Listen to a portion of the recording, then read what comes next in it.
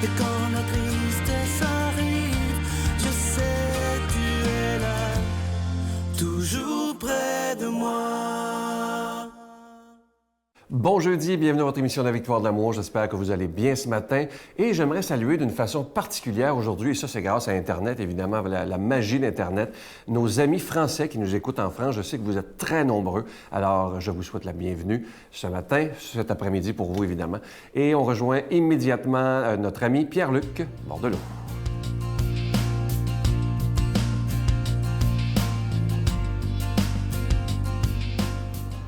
Bon matin à vous, très heureux de vous retrouver encore une fois ce matin. Et quand je dis ça, ce n'est pas des blagues, je suis content de vous retrouver. Et je ne vous connais pas personnellement, je sais que derrière la caméra, il y a des gens qui nous écoutent évidemment.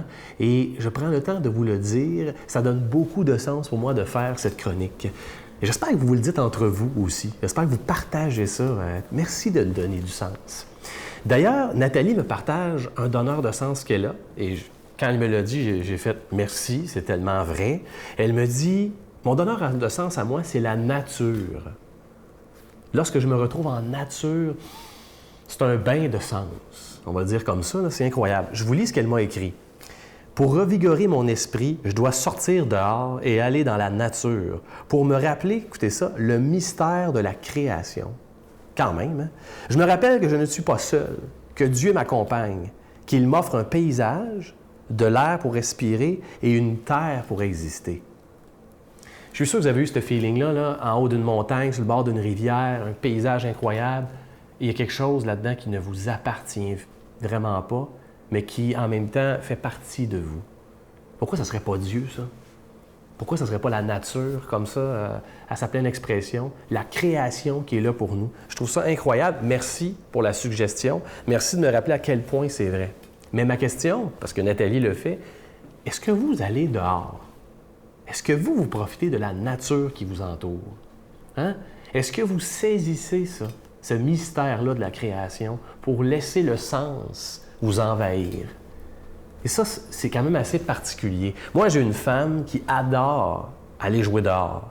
Et il n'y a aucune excuse valable pour ne pas y aller. Qu'il pleuve, qu'il neige, qu'il fasse n'importe quoi, on est capable d'avoir des vêtements et de profiter du dehors. Et je l'en remercie pour ça. Ça me donne beaucoup de sens d'en profiter, évidemment. Mais sortez. Trouvez-vous une terre pour sentir votre existence. Pour moi, c'est souvent les parcs au Québec de la CEPAC, par exemple. Il y en a plusieurs quand même. C'est là qu'on est capable d'aller s'isoler en nature, hein, se déconnecter. Faire assez long, d'ailleurs en rentrant dans un parc, c'est toujours très long avant de se rendre à l'entrée. J'aime ça. On va loin.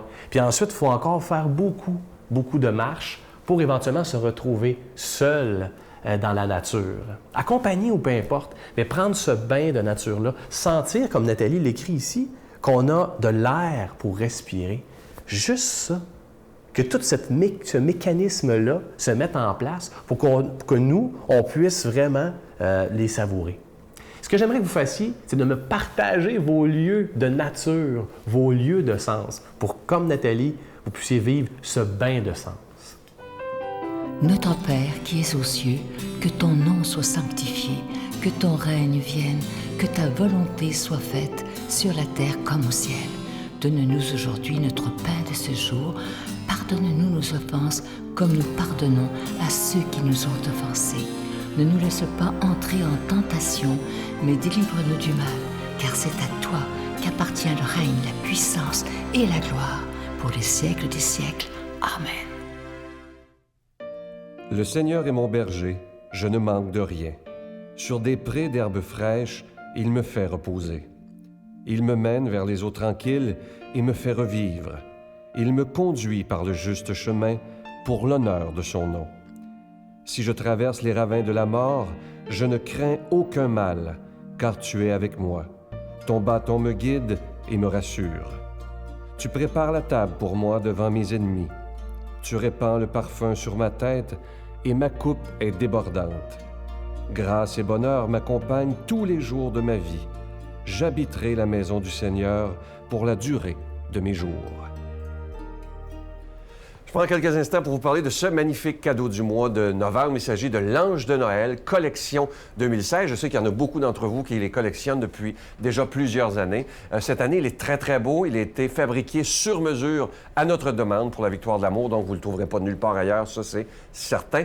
Et il est bleu cette année, il est doré évidemment, orné de petits zircons et évidemment qu'il est déjà béni. Je vais prendre le temps de vous remercier de tout cœur de votre grande générosité en ce mois de novembre parce que vous savez, on doit payer pour être à la télévision, que ce soit pour la production, la diffusion. Mais ce qui est magnifique, c'est qu'on est depuis plus de 21 ans des milliers de personnes qui croient qu'il est essentiel d'annoncer la parole de Dieu par la télévision, par Internet, par tous les moyens modernes, évidemment, pour annoncer ce Jésus qui est prince de la paix et qui peut tellement changer nos vies. Je vous donne l'adresse. La Victoire de l'amour, casier postal 120, succursale Boucherville à Boucherville, le J4B 5E6, je vous la redonne. La Victoire de l'amour, casier postal 120, succursale Boucherville à Boucherville, le J4B 5E6, également par téléphone, par carte de crédit, du lundi au vendredi de 8h30 à 16h30, dans le 514-523-4433, 523-4433, ou sans frais, le 1-888-811-9291,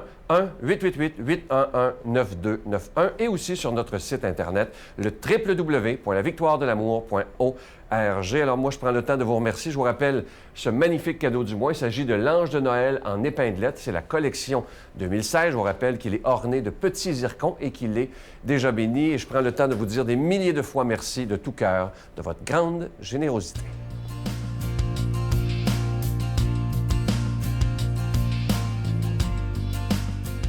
Mon Dieu, donnez-moi la sérénité d'accepter les choses que je ne peux changer, le courage de changer les choses que je peux et la sagesse d'en connaître la différence. Amen.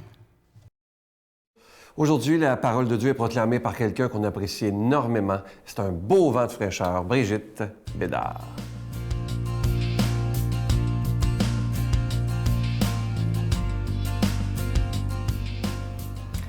Bonjour tout le monde, bon matin. Ce matin, une belle parole, même si elle a l'air un peu ténébreuse, même si elle a l'air à première vue d'une lecture un peu épeurante. Ben non, avec le Seigneur, c'est toujours lumineux. Puis on va voir pourquoi. Quand vous verrez Jérusalem encerclée par des armées, alors sachez que sa dévastation approche. Alors, ceux qui seront en Judée, qu'ils s'enfuient dans les montagnes, ceux qui seront à l'intérieur de la ville, qu'ils s'en éloignent, ceux qui seront à la campagne, qu'ils ne rentrent pas en ville, car ce seront des jours où justice sera faite pour que ce soit accompli toute l'Écriture.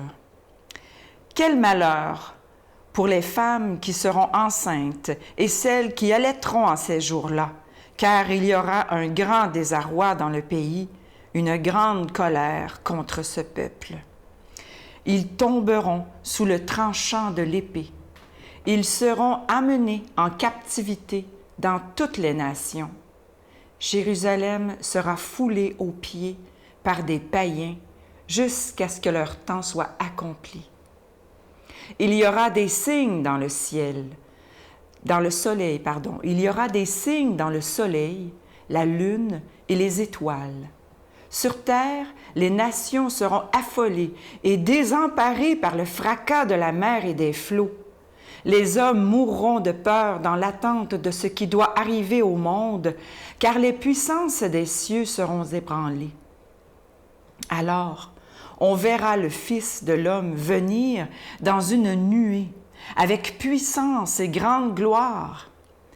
Quand ces événements commenceront, redressez-vous et relevez la tête, car votre rédemption approche. Acclamons la parole de Dieu. Louange à toi, Seigneur Jésus. Moi, la première chose qui m'est venue à l'esprit, c'est cette dernière phrase. Quand ces événements commenceront, redressez-vous et relevez la tête, car votre rédemption approche. C'est la phrase que Jean-Paul II a dit quand il est venu ici en 84. Il l'a répétée plusieurs fois. n'ayez pas peur. Il le dit aussi, n'ayez pas peur. Redressez la tête.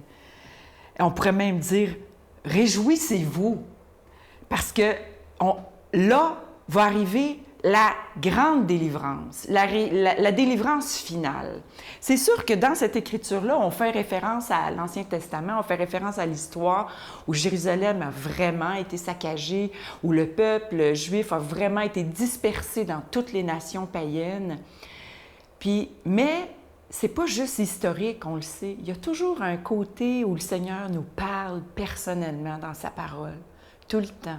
Puis quand on prend le temps de la lire, de la méditer, de la ruminer, comme je dis souvent, on rumine cette parole-là, puis là, on laisse l'Esprit Saint là, faire son œuvre dans notre cœur pour qu'il nous éclaire sur qu'est-ce que ça veut dire dans ma vie.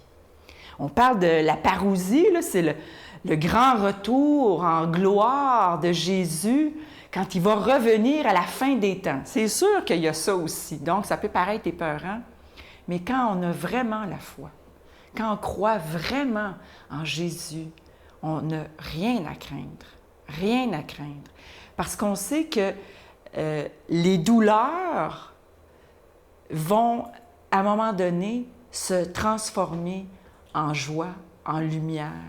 Cette mort, cette croix, cette mort sur la croix que Jésus a vécue, bien, elle s'est transformée en résurrection. Mais il a fallu passer par là. C'est comme une femme qui accouche. Elle doit passer par les douleurs de l'enfantement. Puis toutes les petites douleurs d'après, puis puis c'est comme si elle ne sentait plus les douleurs de cet enfantement-là quand elle voit son bébé. Elle voit le fruit de sa douleur. Elle voit qu'est-ce que sa douleur a donné. On ne souffre pas pour rien quand on est disciple de Jésus-Christ. Quand on est vraiment son disciple, on le sait qu'il y a toujours un sens à notre douleur. Puis souvent, c'est ce que l'Écriture nous dit aujourd'hui, quand il nous arrive malheur ou quand on se détourne du Seigneur, bien, il y a les conséquences qui vont avec, là. Quand tu décides que, toi, tu fais ton chemin sans Dieu, puis tu décides que ça va, puis tu le fais à ta manière, bien, Dieu, il ne forcera pas la note, il va t'attendre, puis il va te laisser aller, hein, il va attendre que tu reviennes, puis il est toujours là, puis c'est ça qu'il nous dit, il est toujours là, puis n'importe quand qu'on veut revenir, il va être là, puis il va nous attendre comme ce bon père avec son fils prodigue qui revient. Alors, ça, c'est vraiment l'image, pour moi, qui est la plus forte de l'Évangile, ce père qui accueille cet enfant. Alors, c'est la même chose ici. Le Seigneur nous dit qu'il va être là toujours. Et je lui demande de nous bénir tous, au nom du Père, du Fils et du Saint-Esprit. Amen. Je vous salue Marie, pleine de grâce. Le Seigneur est avec vous. Vous êtes bénie entre toutes les femmes, et Jésus, le fruit de vos entrailles, est béni.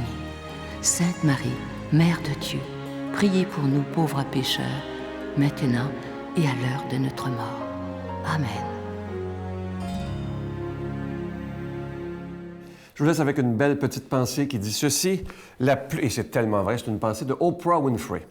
La plus grande découverte de tous les temps, c'est qu'une personne peut changer son avenir en changeant simplement son attitude. Et ça, c'est tellement vrai. Vous savez, on a deux choix le matin. Lorsqu'on voit de la pluie, il y a des gens qui vont chialer toute la journée, juste à cause de la température, au lieu de dire, la pluie, ça fait partie de la vie, etc.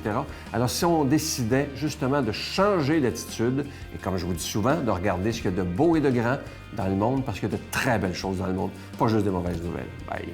Et ça a été quelque chose, vraiment une bénédiction, un envoi de Dieu pour nous aider à vivre et à reprendre vie, là. Alors, et maintenant, c'est sûr que les enfants trisomiques vont à l'essentiel. Ils ont des limites, bien sûr, mais ils ont des grosses qualités. Monique a dit souvent qu'ils ont un chromosome de plus, c'est le chromosome de l'amour. Hein? Ah oui.